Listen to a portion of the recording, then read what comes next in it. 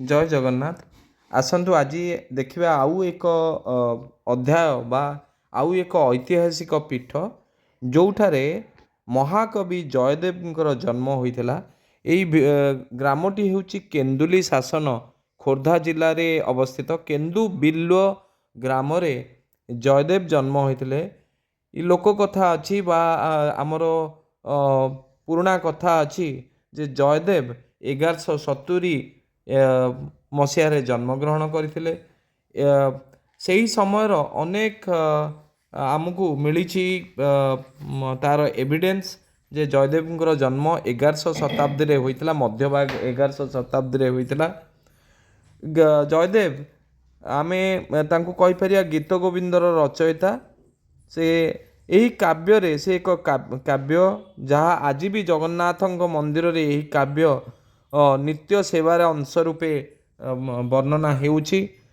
यही काव्य श्रीकृष्ण और राधांकर दिव्य प्रेम कथा सुंदर भाव में रचना कराई। देखो मु आपन को देखौछि सेही जयदेव पीठर केते पुराणा मूर्ति सबू खनन होई मिली ए भग्नावशेष मिली। यही पीठटी रे अनेक किछि देखिया जिनस अछि। मु देखौछि देखंतु भगवान श्रीकृष्णंकर केते गुड़िक रूप केते गुड़ी अवतार मध्य अछि अवस्थित अछि।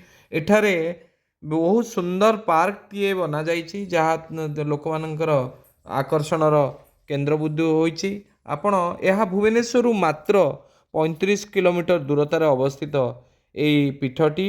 आपण माने निश्चित दर्शन करेंगे यही पीठटी को। ये पीठटी बहुत आनंद देव शांति लगे।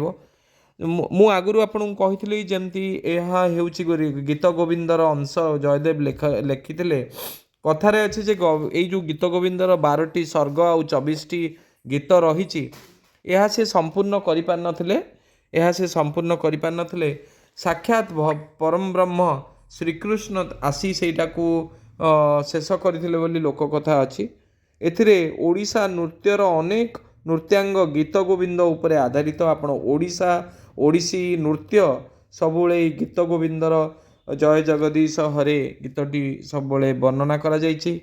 यही काव्य मानव आत्मा और परमात्मा मिलन उपरे वर्णित। यही पीठटी को जिते आपण जिबे से बहुत आपण को पुराणा तथ्य मिलिबो। एठी देखौछि एठी जयदेवंकर जन्मपीठ ताकू एबे पूर्व सरकार एथिरे 77 कोटी टंका खर्च व्यय ये सब निर्माण करिसंती।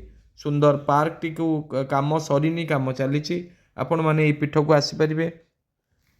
ओडिशा संस्कृति और साहित्य रे ये गीत गोविंद गभीर प्रभाव पड़ी। किए किए कहती गीत किए कहती जयदेव बिहार रे जन्म होते। किए कहती वेस्ट बेंगल रे जन्म होते। किंतु ओडिशा रे 1100 शताब्दीर अनेक पुराणा तथ्य ओडिशा आधारित यही कलिंग आधारित।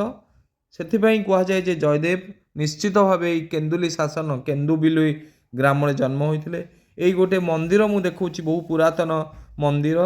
एठी विष्णु पूजा पाँच देखा मूर्ति पुरातन मूर्ति। एठी शिवंकर मूर्ति अच्छी पाताल फुटी शिवंकर आविर्भाव होइछि।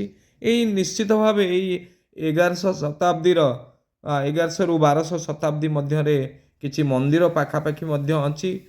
सेठारे नृसिंह मंदिर अच्छी जोटा कि सही 10वीं शताब्दी ରୁ 12श शताब्दी मध्य निर्माण करा जायछि। जहाँ हमको भारत सरकार किंबा ओडिशा सरकार आर्कियोलॉजिकल सर्वे ऑफ इंडिया जणाइछि।